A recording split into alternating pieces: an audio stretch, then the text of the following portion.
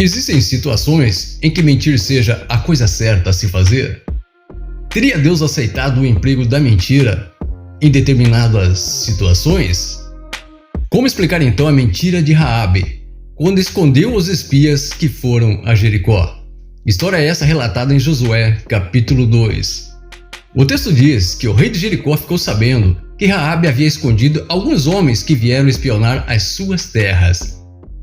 Mas Raabe mentiu dizendo que os homens estiveram em sua casa, mas que eles já tinham ido embora e que ela não sabia o motivo pelo qual eles vieram, nem para onde eles foram. E o que dizer do profeta Samuel, que foi enviado até a casa de Jessé para ungir o novo rei de Israel? Com medo de ser morto pelo rei Saul, que na ocasião ocupava o trono, disse a Deus: "Como irei eu? Se Saul souber, me matará." Então disse o Senhor: "Toma contigo um novilho e dize: vim para sacrificar ao Senhor." Mas Deus enviou Samuel para ungir Davi como novo rei de Israel. Por que então ele foi orientado a dizer que foi realizar um sacrifício? Teria Deus aceitado a mentira de Raabe e orientado o profeta Samuel a mentir? Não é nada disso. Para início de conversa, deve-se dizer que a Bíblia não apoia o emprego da mentira. Em nenhuma situação, ao contrário, ele acredita-se ao diabo. Olha só: vós sois do diabo, que é vosso pai, e quereis satisfazer-lhes os desejos. Ele foi homicida desde o princípio e jamais se firmou na verdade, porque nele não há verdade. Quando ele profere mentira, fala do que lhe é próprio, porque é mentiroso e pai da mentira. João 8,44. Mas, pastor, como você explica a mentira de Raabe e a instrução divina a Samuel para que ele omitisse o objetivo maior de sua visita a Belém? Vamos analisar a mentira de Raabe relatada em Josué 2. O texto diz assim: mandou, pois, o rei de Jericó dizer a Raabe: faze sair os homens que vieram a ti e entraram na tua casa, porque vieram espionar toda a terra. A mulher, porém, havia tomado e escondido os 2 homens e disse-lhe: é verdade que os 2 homens vieram a mim, porém eu não sabia de onde eram.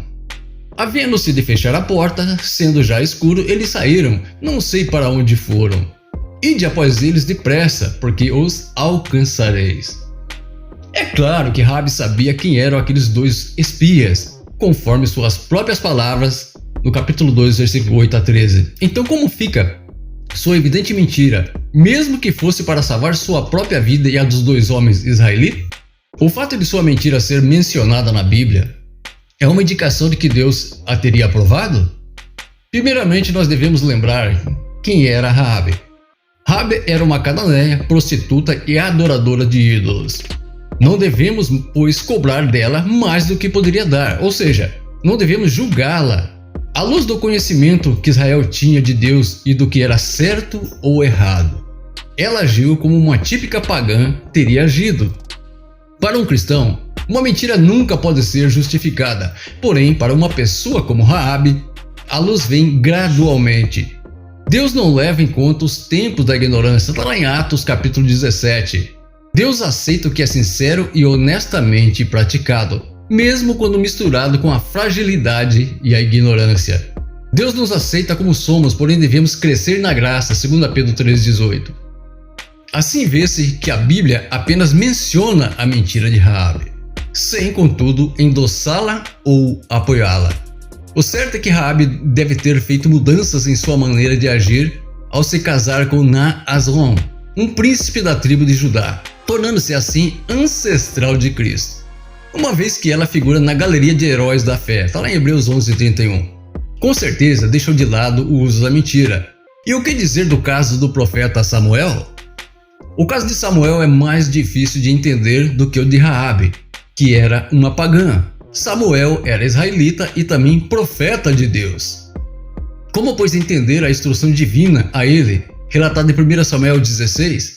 O texto diz assim: disse o Senhor a Samuel: até quando terás pena de Saul, havendo-o eu rejeitado, para que não reine sobre Israel? Enche um chifre de azeite e vem, enviar-te-ei a Jessé o belemita, porque dentre os seus filhos me provi de um rei. Disse Samuel: como irei eu, pois Saul o saberás e me matará. Então disse o Senhor: toma contigo um novilho e dize: vim para sacrificar ao Senhor. Convidarás Jessé para o sacrifício. Eu te mostrarei o que has de fazer, e ungir-me-ás a quem eu te designar.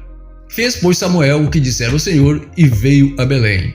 Saíram-lhe ao encontro os anciãos da cidade, tremendo, e perguntaram: é de paz a tua vinda? Esse é um caso de informação incompleta. Ou seja, Samuel não devia dizer naquele momento tudo sobre sua visita a Belém, visto que o rei Saul poderia matá-lo e também aquele que seria ungido, no caso Davi, a quem sabe até toda a família do seu pai Jessé. Ao dizer para os anciãos de Belém: vim para sacrificar ao Senhor, Samuel ele não estava mentindo. Só que naquele momento ele não deveria revelar o objetivo maior de sua visita, que era ungir um novo rei. Não era do interesse público que a unção de Davi fosse conhecida naquele momento. Em qualquer situação, e em especial as de risco, deve o cristão seguir o conselho de Cristo. Eis que eu vos envio como ovelhas para o meio de lobos. Sede, portanto, prudentes como as serpentes e simples como as pombas. Mateus 10:16. Imagina um cristão com um carregamento de Bíblias, tentando entrar num país em que o cristianismo é proibido. Ao ser perguntado por um guarda da alfândega sobre o que está levando, seria prudente dar todos os detalhes do conteúdo das caixas, dizendo tratam-se de Bíblias, incluindo o tipo de versão, se é em brochura ou encadernadas, a cor, tamanho? Não, bastaria dizer que estava levando livros.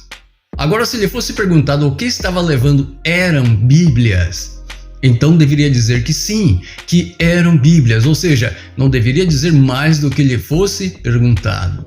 Vivemos em dias de muita falta de honestidade e veracidade. Deus espera que cada seguidor seu diga sempre a verdade, mas com a prudência orientada pelo Espírito Santo. Com isso concluímos que Raabe pode ter até mentido para salvar a sua vida e a dos homens que foram enviados por Deus. Mas isso não significa que Deus havia concordado com aquela mentira. No caso do profeta Samuel, ele não mentiu, ele apenas omitiu o objetivo principal, que era ungir o novo rei de Israel. Porque com certeza, se Saul viesse a saber do fato, teria ali matado Davi e provavelmente todos os seus familiares.